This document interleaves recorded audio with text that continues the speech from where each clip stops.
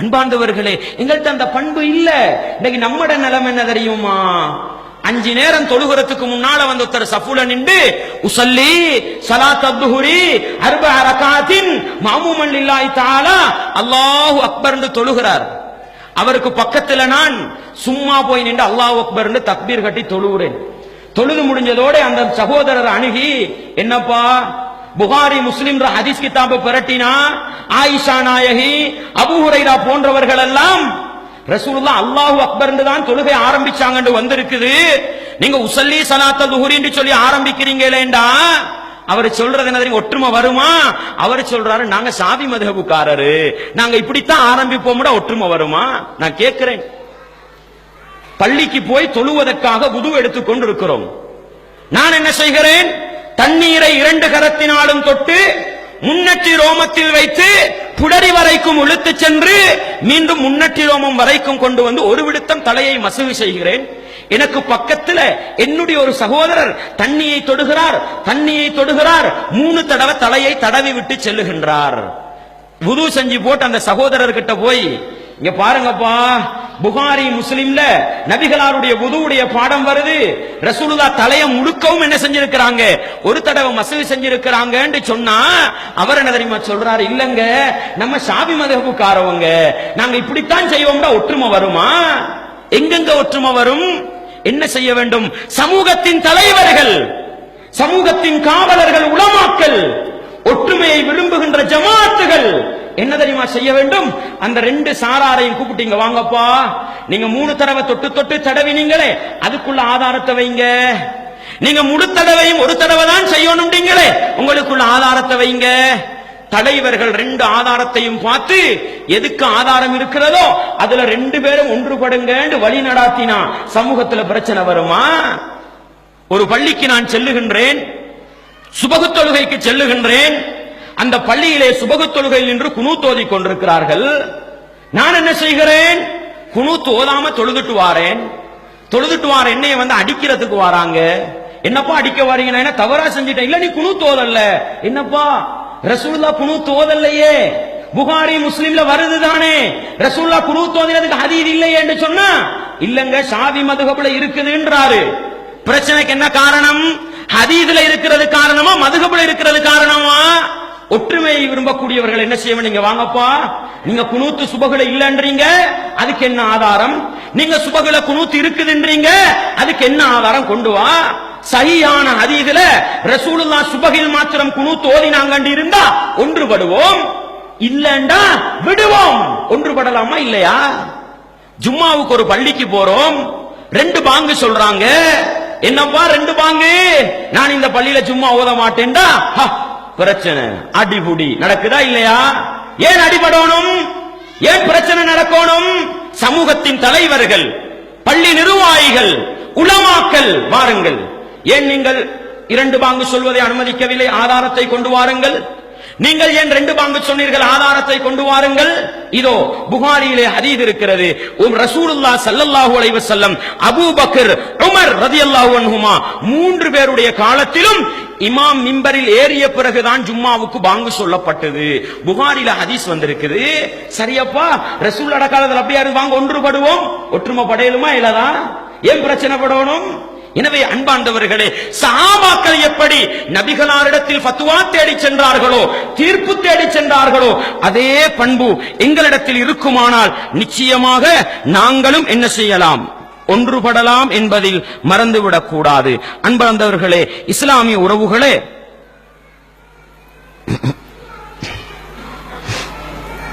இப்படி ஒவ்வொரு விடயத்தையும் நாங்கள் எடுத்து நோக்கினால் குர்ஆன் சுன்னாதான் ஒரு சமூகத்தை ஒற்றுமைப்படுத்துவதற்கு அழகான வழிமுறை என்பதை சஹாபாக்களோட வாழ்க்கையிலிருந்து உங்களுக்கு ஒரு சில விஷயங்களை சொல்றேன். அன்பார்ந்தவர்களே, நபிகளார் மௌத்தா போயிட்டாங்க. மரணித்ததற்கு பின்னால் ஒரு சில கருத்து வேற்றுமைகளும், ஒரு சில பிரச்சனைகளும், ஒரு சில வழிகேடுகளும் வர ஆரம்பித்தன. அதுல முதலாவது பிரச்சனை என்ன தெரியுமா? ரசூலுல்லாஹ் ஸல்லல்லாஹு அலைஹி வஸல்லம் மௌத்தாகி கட்டில்ல படுக்க வச்சிருக்கிறாங்க. புகாரியில வரக்கூடிய ஹதீஸ், உமர் ரலியல்லாஹு அன்ஹு அவங்க சொல்றாங்க, ரசூலுல்லாஹ் மௌத்தாகவில்லை, யாராவது ரசூலுல்லாஹ் மௌத்தாவின் என்று சொன்னா அவர கையையும் காலையும் வெட்டி விடுவேன் சொல்றார். புகாரில வரக்கூடிய ஹதீஸ், புகாரில 3667வது செய்தி, புகாரில 3667 கட்டாயம் வாசிச்சு பாருங்க. ரசூலுல்லாஹ் மௌத்தா போய் படுக்கையில வச்சிருக்கிறாங்க. சஹாபாக்கள கொஞ்சம் பேர் சொல்றாங்க ரசூலுல்லாஹ் மௌத்தா போயிட்டாங்க.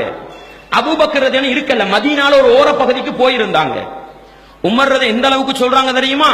ரசூலுல்லாஹ் மௌத்தாவின் என்று யாராவது சொன்னா கையையும் காலையும் வெட்டி போடுவேன் அப்படிதான் சொல்றாங்க. அவங்களே சொல்றாங்க, நான் உண்மையிலே என்ன தெரியுமா நினைச்சேன், ரசூலுல்லாஹ் மௌத்தா போக மாட்டாங்க, திரும்பி வருவாங்கன்னு நினைச்சேன்றாங்க. புகாரில நீங்க வாசிச்சு பாருங்க. அபூபக்கர் ரலியல்லாஹு திரும்பி வராங்க. நல்லா விளங்கிக்கங்க, ஒரு சமூகத்தை வழிநடாத்துவதற்கு தகுதியான தலைவர் அபூபக்கர் ரலியல்லாஹு அவர்கள் தான் என்பது இந்த சம்பவத்தில் நிரூபணமாகும். வந்தாங்க, வந்து நேரா நபிகளாட்ட ஜனாசாக்கு போனாங்க. முகத்தை மூடி வச்சிருந்தாங்க. முகத்தை திறந்து நெத்தியில ஒரு முத்தம் கொடுத்தாங்க. கொடுத்துட்டு சொன்னாங்க, திபுத ஹய்யன் வ மயீதா, அப்படிதான் சொன்னாங்க. திபுத ஹய்யன் வ மயீதா, நபியே நீங்க வாடும் பொழுதும் மனமா இருந்தீங்க, மௌத்தா போன பிறகும் மனமா இருக்கிறீங்கன்னு தண்ட கருத்தை சொன்னாங்க. தண்ட நிலைப்பாட்ட சொன்னாங்க. சொல்லி போட்டு மக்கள் மத்தியில வந்து நின்றாங்க. அபூபக்கர் வந்த உடனே உமர் உட்கார்ந்துட்டாங்க. இப்ப அபூபக்கர் ரலியல்லாஹு அன்ஹு என்ன சொல்லி இருக்கலாம்? இங்க பாருங்கப்பா உமர், இந்த தேவையில்லாத பேச்செல்லாம் வச்சுக்கலாதீங்க, ரசூலுல்லாஹ் மௌத்தாவிட்டாங்கன்னு சொல்லி இருந்தா பிரச்சனை வந்திருக்கும். என்ன தெரியுமா சொன்னாங்க? அல்லாஹ் அக்பர். இது போன்ற அறிவுரைகளும், இது போன்ற பண்பாடுகளும், இது போன்ற நடைமுறைகளும் எங்களுடைய சமூக தலைவர்களிடத்தில் இருந்தால் நிச்சயம் சமூகம் ஒற்றுமைப்படும். இல்ல வந்து மக்களை பார்த்து சொன்னாங்க, மன் கான யஅபுது முஹம்மதன் ஃபஇன்ன முஹம்மதன் கத் மாத். யாரெல்லாம் முஹம்மதை ரப்பாக நினைத்து வணங்கினார்களோ அவங்க நினைச்சுக்கங்க முஹம்மது மௌத்தா போயிட்டார் ஸல்லல்லாஹு அலைஹி வஸல்லம். ஃபமன் கான யஅபுதுல்லாஹ், யாரெல்லாம் அல்லாஹ்வை வணங்கினார்களோ ஃபஇன்னஹு ஹய்யுன் லா யமூத், அவன் நிரந்தரமானவன், நித்திய ஜீவன், அவன் மரணிக்கவே மாட்டான். இது கொள்கையை சொன்னாங்க, ஒரு மூமினிடத்தில் இருக்க வேண்டிய கொள்கை. அதுக்கு பின்னால என்ன தெரியுமா சொன்னாங்க? 2 குர்ஆன் வசனத்தை ஓதி காட்டினாங்க. ஒரு குர்ஆன் வசனம், இன்னக மய்யிதுன் வ இன்னஹும் மய்யிதுன், சூரத்து ஜுமருடைய 30வது வசனம். நபியே நீங்களும் மரணிப்பவர்தான், அவர்களும் மரணிப்பவர்கள்தான். வமா முஹம்மதுன் இல்லா ரசூல் கத் கலத் மின் கப்லிஹி ருசுல் அஃப இம்மாத அவ் குத்தில இன் கலபதும் அலா அகாபிக்கும். முஹம்மது என்பவர் அல்லாஹ்வுடைய தூதரை அல்லாமல் வேறு யாரும் இல்லை. அவர் யுத்த காலத்தில் கொல்லப்பட்டாலோ அல்லது அவருக்கு மரணம் வந்து விட்டாலோ நீங்கள் புறமுதுகு காட்டி ஓடிவிடுவீர்களா என்ற குர்ஆன் வசனத்தை ஆதாரமா வச்சு முஹம்மது நபி மௌத்தா கூடியவர் தான் என்று சொன்னாங்க. அல்லாஹு அக்பர். உமர் ரலியல்லாஹு அன்ஹு அப்படியே அடங்கி போனார்கள். எந்த அளவுக்கு சொன்னாங்க தெரியுமா? இந்த குர்ஆன் வசனம் குர்ஆனிலே இருக்கிறது என்பது அபூபக்கர் அவர்கள் ஓதி காட்டிய பிறகுதான் எனக்கு தெரியும் என்று சொன்னார்கள். அல்லாஹு அக்பர். ஆதாரம் தெரியாம ஒரு மனுஷன் தவறு செய்யலாம். ஆதாரம் தெரிந்த பிறகு தவறு செய்யக்கூடாது. அன்பாண்டவர்களே, அபூபக்கர் குர்ஆன் வசனங்களை எடுத்து போட்டாங்க. உமர் ரதன் அப்படியே அடங்கி போனாங்கண்டா. அந்த சமூகத்தை ஒற்றுமைப்படுத்தியது எது? அந்த குர்ஆன், அந்த ஹதீஸ். இரண்டாவது பிரச்சனை, நபிகளார் ஸல்லல்லாஹு அலைஹி வஸல்லம் மையத்துக்கிட்ட இருக்கிறாங்க. கேள்விப்படுது அன்சாரிகள் பனு சாயிதால என்ன செஞ்சு, சகீஃபத்து பனு சாயிதால ஒன்று கூடி இருக்கிறாங்க கேள்விப்படுது. அன்சாரிகள் யார்? மதீனத்து வாசிகள். கேள்விப்படுது அன்சாரிகள் எல்லாம் சகீஃபத்து பனு சாயிதால ஒன்று கூடி அடுத்த தலைவர் யாருன்னு பேசிக் கொண்டிருக்கிறாங்க கேள்விப்படுது. உடனே உமர் ரலியல்லாஹு அன்ஹு என்ன தெரியுமா செஞ்சாங்க? அபூபக்கர் அவங்கள கைய பிடிச்சுக்கிட்டு வாங்க போம்னு கூட்டிட்டு போனாங்க. கூட்டி கொண்டு போனா இரண்டாவது கருத்து வேற்றுமை என்ன தெரியுமா? அன்சாரிகள் சொல்றாங்க, மின்னா அமீரும் வமின்கும் அமீர், எங்கள்ல ஒரு தலைவர், உங்கள ஒரு தலைவர். அன்சாரிகளுக்கு ஒரு தலைவர், முஹாஜிர்களுக்கு ஒரு தலைவர், ஒட்டுமொத்த முஸ்லிம்களுக்கும் 2 தலைவர்களை போடுவோம்டாங்க. அபூபக்கர் ரலியல்லாஹு அன்ஹு சொன்னாங்க, மின்னா அமீர் வமின்குமுல் வுஸரா, நாங்க தான் தலைவர், குறைஷிகள் தான் தலைவர். ரசூலுல்லாஹ் ஹதீஸ்ல சொன்னாங்க, குறைஷிகள் தான் தலைமைத்துவத்துக்கு சொந்தக்காரர்கள் சொன்னாங்க. நாங்க குறைஷிகள், நாங்க தான் தலைவர். ஆதாரத்தை தான் வச்சாங்க. நீங்கெல்லாம் அமைச்சர்களாக இருங்கன்னு சொன்னாங்க. திருப்பி சொன்னாங்க, இல்ல நாங்க ஒரு தலைவர், உங்களுக்கு ஒரு தலைவர்ண்டாங்க. அல்லாஹ் அக்பர். இரண்டாவது கருத்து வேற்றுமை. அன்பார்ந்தவர்களே, அபூபக்கர் ரலியல்லாஹு அன்ஹு அவர்கள் பேச ஆரம்பித்தார்கள். அதற்கு பிறகு சொன்னாங்க, இந்த குறைஷிகள்ல உமர் இருக்கிறார் ரலியல்லாஹு அன்ஹு, இன்னொருத்தரை காட்டினாங்க, இவங்கள யாராவது ஒருத்தரை தலைவரா தேர்வு செய்யுங்கன்னு சொல்லும் பொழுது உமர் ரலியல்லாஹு அன்ஹு அவங்க சொன்னாங்க, இந்த உலகத்துல நபிகளாருடைய உம்மத்துல நபிகளாருக்கு மிக நெருக்கமானவர் நீங்கள். அபூபக்கர் பார்த்து சொன்னாங்க, நீங்க தான் நபிகளாருக்கு மிகவுமே இரக்கத்துக்குரியவங்க, நபிகளாருடைய பாசத்தை பெற்றவங்க. ஒரு சில அறிவிப்புகள்ல வருது, உமர் ரலியல்லாஹு அன்ஹு சொன்னாங்க, நபிகளார் உயிரோடு இருக்கும் பொழுதே எங்கட தொழுகைக்கு தலைவராக உங்களைத்தான் நியமிச்சாங்க. ஏன் எங்கட உலக விஷயத்துக்கு உங்களை தலைவரா நியமிக்க கூடாது? அப்படித்தானே ரசூலுல்லாஹ் மரணப்படுக்கையில 14 நாள் இருந்தாங்க.